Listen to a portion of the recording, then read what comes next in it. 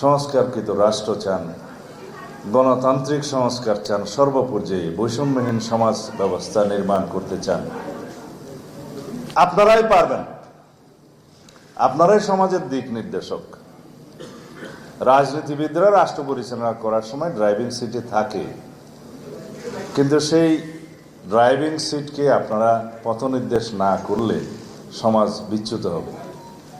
যেই দুর্ভাগ্যজনক ঘটনা হয়ে গিয়েছে গত কয়েকদিন আগে সংবাদ মাধ্যমের উপরে কয়েকটি বাংলাদেশের খ্যাতনামা পত্রিকা অফিসে, প্রথম আলো, ডেইলি স্টার, যেভাবে জ্বালিয়ে দেওয়া হয়েছে, পুড়িয়ে দেওয়া হয়েছে, burn down to the ground even, যেটা বলতে চাই, এরকম দৃশ্য সারা বিশ্ব দেখেছে। সেটা আমাদের জন্য লজ্জার জাতি হিসাবে।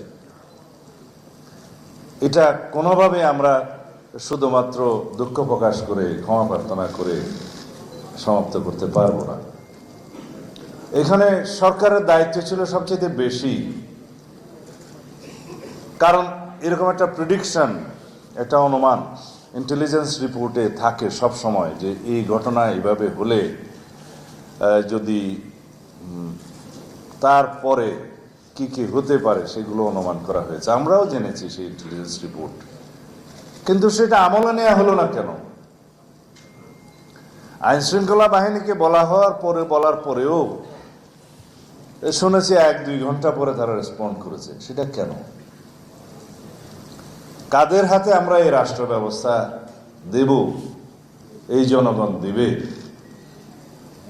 তাদের নির্ধারণ করার জন্য যাদের দায়িত্ব, নিরপেক্ষ নির্বাচন করার জন্য যারা দায়িত্ব নিয়েছেন, তাদের এই জায়গায় ভূমিকাটা প্রশ্নবিদ্ধ।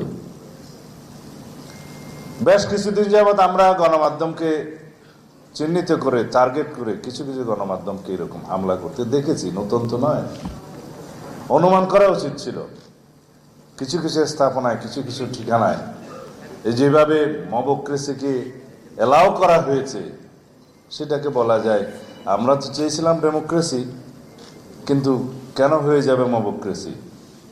তাকে কেন লালন করতে দেয়া হবে? এগুলো আমি সরকারের দুর্বলতাকেই ইঙ্গিত করছি। এগুলো আরো কঠোর হস্তে দমন করতে হবে। বহির্বিশ্বে বাংলাদেশের ভাবমূর্তি বিনির্মাণের আমাদের এখনই সময়। যদি আমরা আগের কালচারে ফেরত যাই, যেখানে স্বৈর শাসকরা, ফেসিস্টরা গণমাধ্যমকে স্বাধীনভাবে কাজ করতে দেয়নি, যেখানে আন্ডার প্রেসার মবক্রেসির মাধ্যমে একই দৃশ্য আমরা আর দেখতে চাই না। এটা আমরা এই কথাগুলো বলার জন্য আজকে আপনাদেরকে কিন্তু আমরা আহ্বান করিনি, কিন্তু পরিস্থিতিটা এরকম, মুহূর্তটা এরকম, এই কথাগুলো প্রথমেই আপনাদেরকে বলতে বাধ্য হলাম।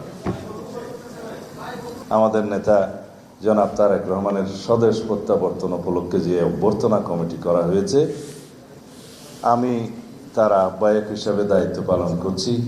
এটা আমার জন্য গৌরবের। কিন্তু এটাকে এমনভাবে আমরা বাংলাদেশের মানুষের কাছে উপস্থাপন করতে চাই যেন বাংলাদেশের গণতন্ত্রের খুঁটিটা শক্তিশালী হয় তার প্রত্যাবর্তনের মধ্য দিয়ে। জনগণ যেটা আশা করে আমাদের কাছে, সেই আশাগুলোকে, প্রত্যাশাগুলোকে পরিপূরণের জন্য আমাদের একজন নেতা দরকার। সেই নেতা জনাব তারেক রহমান। তিনি বাধ্য হয়ে দীর্ঘ 17-18 বছর কষ্টকর নির্বাসিত জীবন যাপন করেছেন, আপনারা সবাই জানেন। আমি নিজেও 9.5 বছর নির্বাসনে থাকতে বাধ্য হয়েছি। তিনি আসবেন, সারা জাতি অপেক্ষমান। তার এই প্রত্যাবর্তনকে আমরা গণতন্ত্রকে শক্তিশালী করার জন্য কাজে লাগাতে চাই। ব্যক্তিকে শক্তিশালী করার কোনো উদ্দেশ্য আমাদের এখানে নেই। নেতৃত্ব অবশ্যই থাকবে, কিন্তু ব্যক্তিতান্ত্রিক, স্বৈরতান্ত্রিক করার কথার কোনো প্রচলন আমরা করব না, এটা আমাদের অঙ্গীকার। দলতান্ত্রিক কোনো স্বৈরতান্ত্রিকতা আমরা কখনো বাংলাদেশে উৎসাহিত করব না, এলাও করব না, এটা আমাদের প্রত্যাশা। সেই প্রত্যাশা এবং এই অঙ্গীকার পূরণের জন্য আমরা আপনাদের ভূমিকাকে দয়া করে কামনা করছি, যেন জাতির ভবিষ্যৎকে লক্ষ্য রেখে জাতি বিনির্মাণের জন্য সেটা আপনারা করবেন, আশা করি। আমরা অতীত ভুলে যেতে চাই। ফ্যাসিবাদী গোষ্ঠী কি করেছে সেটা স্মরণে রাখতে চাই এবং তার এই ঐতিহাসিক ইতিহাসের উপর ভিত্তি করে আমরা ইনশাআল্লাহ উজ্জ্বল আগামী বিনির্মাণ করব।